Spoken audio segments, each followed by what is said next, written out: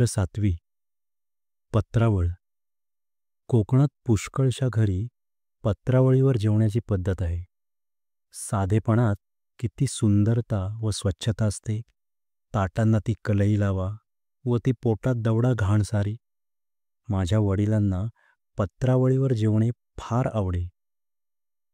बायकांना सुद्धा त्रास कमी, ताटे घासावयास नकोत. वडील सकाळी शेतावर जायचे. इकडे तिकडे फिरून कामधाम करून ते 10च्या सुमारास परत घरी येत असत.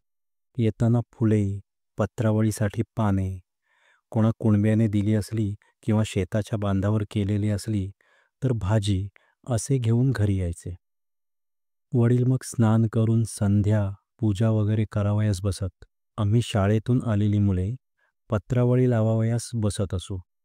ताज्या पानांची हिरवीगार पत्रावळ व त्याच पानांचा द्रोण. मला प्रथम पत्रावळ लावता येत नसे. द्रोण तर अगदी साधत नसे.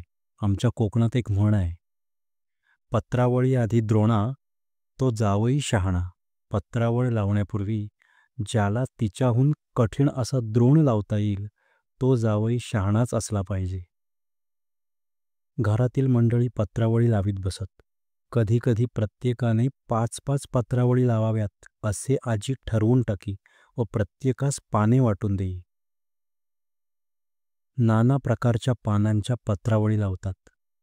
वडाची पाने, पळसाची पाने, कुड्याची पाने, धामणीची पाने, भोकरीची वाटोळी पाने, पांढऱ्या चाफ्याची पाने, सर्वांच्या पत्रावळी लावतात.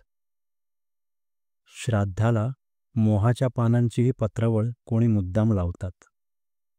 चातुर्मासात बायका आंब्याच्या पानांच्या किंवा फणसाच्या पानांच्या पत्रावळीवर जेवण्याचे व्रत घेतात. कोकणात पत्रावळीस धार्मिक संस्कृतीत स्थान दिले गेले आहे.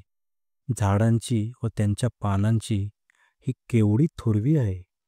श्याम, तू पत्रावळ लावायला शिक, नाहीतर आज जेवायला मिळणार नाही असे आईने मला बजावले.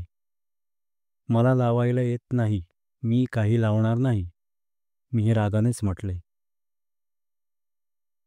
माझी बहीण माहेरी आलेली होती. ती मला म्हणाली, श्याम ये, तुला मी शिकवते. कठीण का आहे त्यात काही?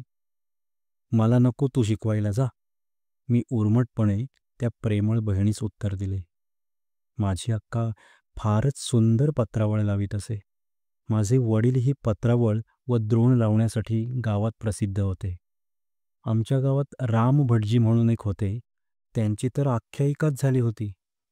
जे पान हातास लागेल ते घेऊन रामभटजी टोचीत जायचे. चांगलेच पान पाहिजे, हे इथे नीट बसणार नाही वगैरे विचार त्यांच्या मनातच येत नसत. कसेही पान असो, रामभटजींच्या पत्रावळीत त्याला स्थान आहेच. कोणाकडे लग्नमुंज असली, प्रयोजन वगैरे असले की गावातील मंडळी त्यांच्याकडे जमायची व पत्रावळी लावीत बसायची.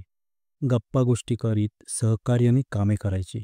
अलीकडे ती पद्धत जात चालली आहे. अशी ही पत्रावळीची परंपरा मला शिकणे भाग पडले. परंतु मी पडलो हट्टी. मी काही त्या दिवशी पत्रावळ लावली नाही. मी पत्रावळ लावली नाही व आईने माझे पान मांडले नाही. ज्याने त्याने आपापली पत्रावळी घेऊन बसावे असे ठरले होते. माझी पत्रावळ नाही. सारी जण हसू लागली. माझ्यासाठी माझी अक्का रदबदली करू लागली. उद्या लावशील ना श्याम पत्रावळ? उद्या शिकव माझ्याजवळ. आई, उद्या लावील होतो, वाढाच त्याला, असे अक्का म्हणू लागली. परंतु आम्ही एरंडासारखे फुगलो होतो.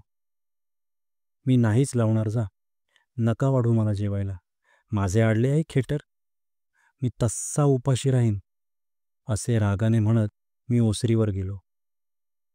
पोटात तर भूक लागली होती. कोणी आणखी समजूत घालायला तेथे येते का याची वाट मी पाहत होतो. शेवटी माझी थोर निरभिमानी अक्का तीच पुन्हा माझ्याजवळ आली. ती म्हणाली, श्याम, चल रे जेवायला. मी उद्या सासरी गेले म्हणजे थोडीच येणार आहे समजवायला. उठ, चल, लहानसे ठिकोळे लाव व त्यावर बस जेवायला. 3 पानांच्या पत्रावळीस ठिकोळे म्हणतात. 4 पानांच्या पत्रावळीला चौफुला म्हणतात. पळसाचे मोठे पान असले तर एकाच पानावर आम्ही मुले जेवत असू. एकच पान पुरे होत असे. वाटोळी मोठी पत्रावळ, तिला घेरेदार पत्रावळ म्हणतात. माझ्या वडिलांना लहान पत्रावळ आवडत नसे. चांगली मोठी गोलदार आवडत असे. रानात भरपूर पाने असतात, त्याची काटकसर कशाला? विस्तीर्ण पात्र भोजनम, जेवावयास मोठे पान घ्यावे असे ते म्हणत. अक्काच्या शब्दांनी मी विरघळलो.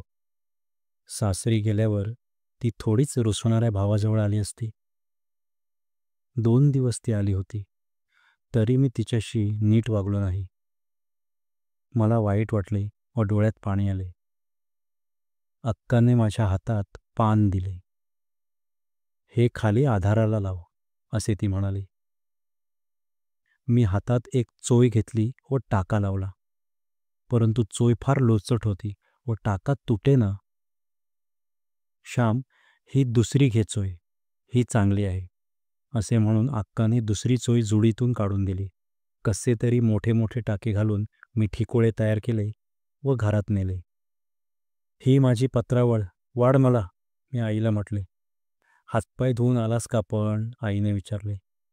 हो, केव्हाच हातपाय धुतले, मी काही घाणेरडा नाही, मी म्हटले. घाणेरडा नाहीस, परंतु सू सू तर करतो आहेस. नाक नीट शिंकरून ये, तोवर मी इकडे वाढते, आई म्हणाली.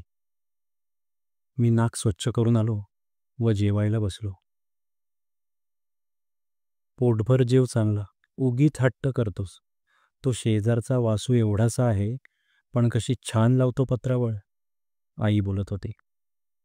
मी रागाने भराभर जेवत होतो. पत्रावळ कशी तरी लावलेली होती. तिचा एक टाका निघाला व माझ्या घशात अडकला. मी घाबरलो. शेवटी निघाला एकदाचा. टाके जातात घशात, तरी म्हणे तूच लाव पत्रावळ. मला लावायला येत नाही, तरी म्हणे लाव, मी रागाने म्हटले. आमच्या घशात नाही जात ते, तू निष्काळजीपणाने लावलीस याचे हे प्रायश्चित्त. जोपर्यंत तू चांगली पत्रावळ लावण्यास शिकणार नाहीस, तोपर्यंत तुझीच पत्रावळ तुला ठेवण्यात येईल, आई म्हणाली. मी दुसऱ्या दिवसापासून चांगल्या पत्रावळी लावण्याचा निश्चय केला. अक्का पत्रावळ कशी लावते, दुमड कशी घालते ते पाहू लागलो. काही पानांना दुमड घालायची असते. ज्याला आपणापेक्षा एखादी गोष्ट चांगली करता येत असेल, त्याच्याजवळ जाऊन शिकले पाहिजे. त्यात गर्व कशाला? प्रत्येक गोष्ट चांगली करता आली पाहिजे. जे जे करीन ते उत्कृष्ट करीन असे माणसाचे ध्येय असावे. पत्रावळ लावणे असो वा ग्रंथ लावणे असो, शेण लावणे असो वा शेला विणणे असो, माझ्या वडिलांचा हा गुण होता. ते धुणी दांडीवर वाळत घालीत तर कशी सारखी घालीत, टोकाला टोक मिळालेले. आमच्या गावात एक गरीब गृहस्थ होते. ते गोंधळेकरांकडे धुणी वाळत घालण्याचे काम करीत. ते इतकी छान धुणी वाळत घालीत की पाहत बसावे. माझे वडील भाजीच्या दळ्यांना पाणी शिंपीत. त्यावेळेस किती बारीक धारीने शिंपीत, हाताने धार धरून शिंपीत, परंतु ते काळजी घेत. प्रत्येक गोष्टीत नीटनेटकेपणा असला पाहिजे, सौंदर्य असले पाहिजे. माझ्या आईने मला प्रत्येक गोष्ट मनापासून करावयास शिकविले. प्रत्येक गोष्ट चांगली करावयास लावले. आपण लावलेली पत्रावळ कोणालाही मांडतील. जर ती नीट नसेल तर जेवणाऱ्याच्या घशात टाका जायचा. पत्रावळ लावताना मनात म्हटले पाहिजे, कोणीही हिच्यावर जेवो, नीट जेवता येईल. घशात टाका जाणार नाही, फटीतून अन्न खाली जाणार नाही. मी चांगली पत्रावळ लावण्यास शिकलो. एक दिवस माझ्या हातची पत्रावळ मुद्दाम वडिलांसाठी मांडली. वडिलांनी विचारले, चंद्रे, तुझी का ग ही पत्रावळ? अक्का म्हणाली, नाही, ती श्यामने लावलेली आहे. वडील म्हणाले, इतकी चांगली केव्हापासून यावयास लागली? आई म्हणाली, त्या दिवशी जेवायला घातली नाही व तू चांगली पत्रावळ लावीपर्यंत तुझी तुलाच घ्यावी लागेल असे सांगितले, म्हणून नीट शिकला लावायला. मी आईला म्हटले, आता मागचे कशाला सांगतेस? भाऊ, आत्ता चांगली येते की नाही मला? आत्ता काय सुंदरच लावता येते. पण द्रोण कुठे लावता येतो? वडील म्हणाले. द्रोणही मी लावून ठेवला आहे. विहिरीवर अक्काने लावलेला एक द्रोण मी घेऊन आलो व त्याच्यासारखा लावीत बसलो. शेवटी साधला. मी तुम्हास जेवण झाल्यावर दाखवीन, मी सांगितले. माझ्या पत्रावळीचे गुणगान झाल्यामुळे मी जरा फुशारून गेलो होतो. जेवण झाल्यावर मी द्रोण वडिलांस दाखविला. चांगला आहे, परंतु येथे चुकला. समोरासमोरचे कोपरे सारख्या दुमडीचे हवेत, असे म्हणून त्यांनी सुधारून दिला. मी तो सुधारलेला द्रोण आईला नेऊन दाखविला.